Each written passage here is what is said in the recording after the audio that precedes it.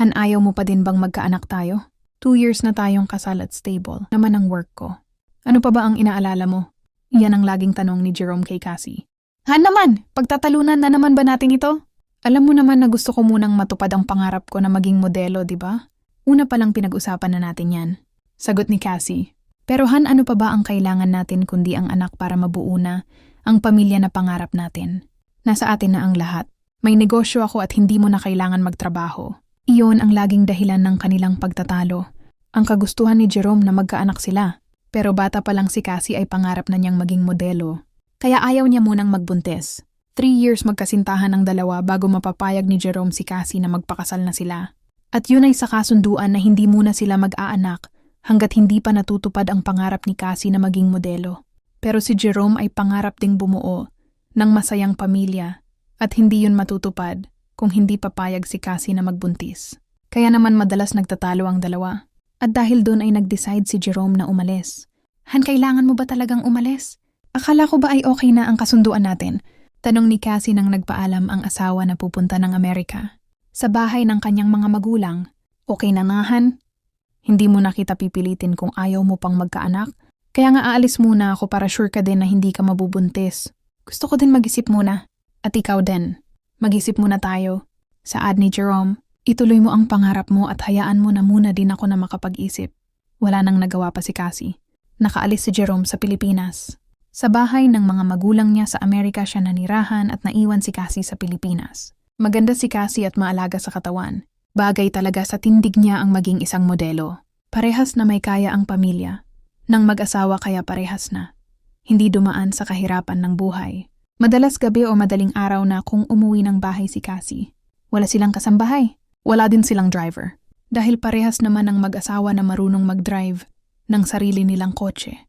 Kaya naman nang umalis si Jerome ay mag-isa na lang si Cassie sa malaking bahay. Panatag naman siya dahil nasa subdivision ang bahay nila. May gate ang subdivision at bago makapasok ang sasakyan ay may security na tumitingin. Si Boggs, ang security guard na halos 10 taon na ding nagbabantay ng subdivision na tinitirahan nila Cassie. 35 years old na ito at binata. Malaki ang katawan. Matipuno at mahilig ito sa magandang babae. Marami itong inuuwing babae sa maliit niyang silid na inuupahan. Wala na itong magulang at ang ibang mga kaanak nito ay nasa malayong probinsya. Kaya mag-isa na lang ito sa buhay at naninirahan sa Maynila. Isa sa mga pantasya niyang babae ay si Cassie. Madalas na siya ang bantay sa gate ng subdivision sa mga oras na papasok ang kotse ni Cassie at talaga namang iba ang dating sa kanya ng alindog nito. Para bang ang nais niya ay matikman ito sa kahit anumang paraan. Pero alam niya na hindi ang tipo niya ang magugustuhan ni Cassie.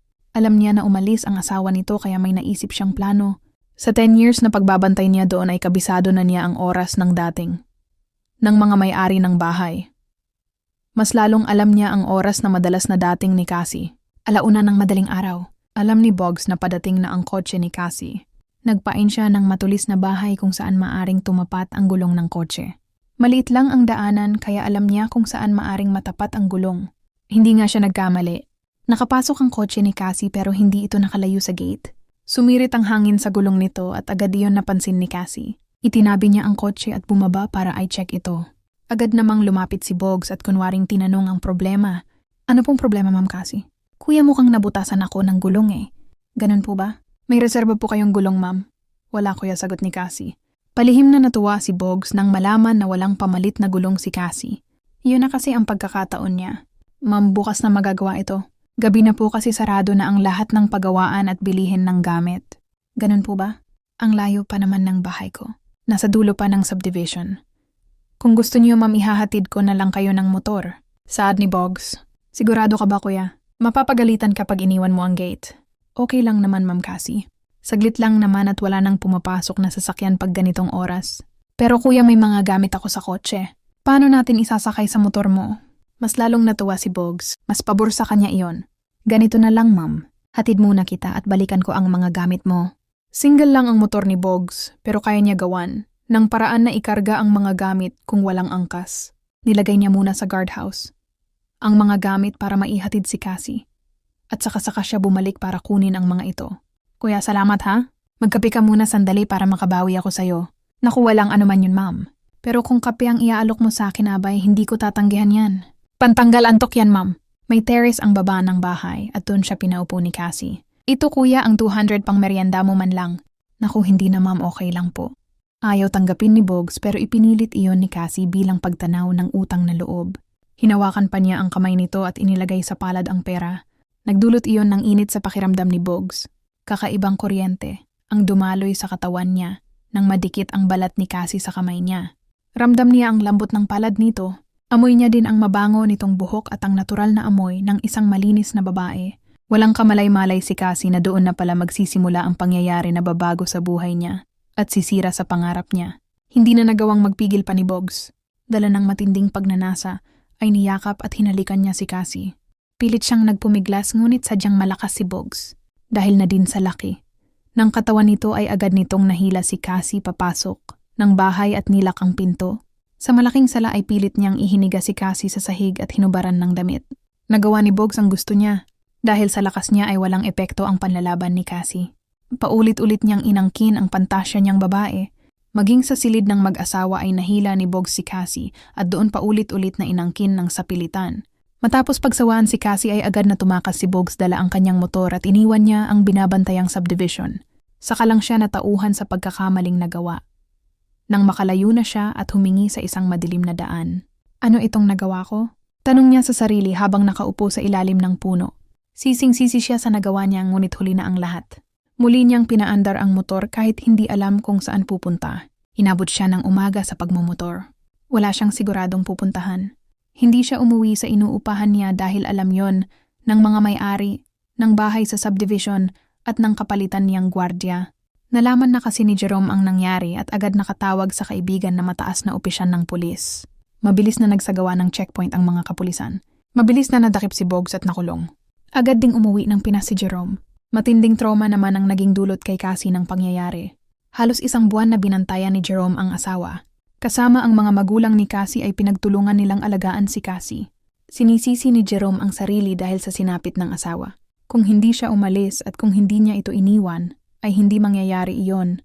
Yun ang palagi niyang naiisip. Nais niyang bumawi sa asawa. Mula noon ay hindi na siya umalis sa tabi nito.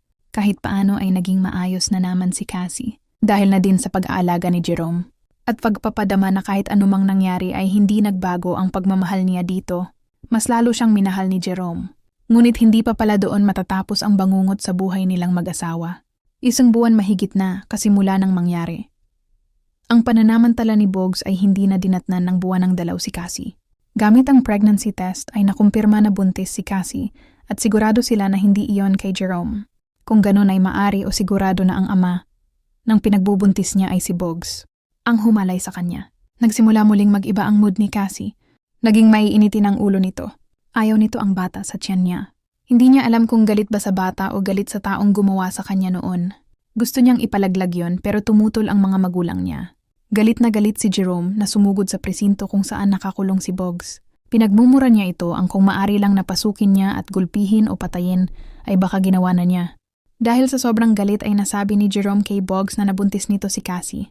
At isinumpa nito na hindi siya kikilalaning ama nito. Gagawin ko ang lahat upang kasuklaman ka ng anak mo.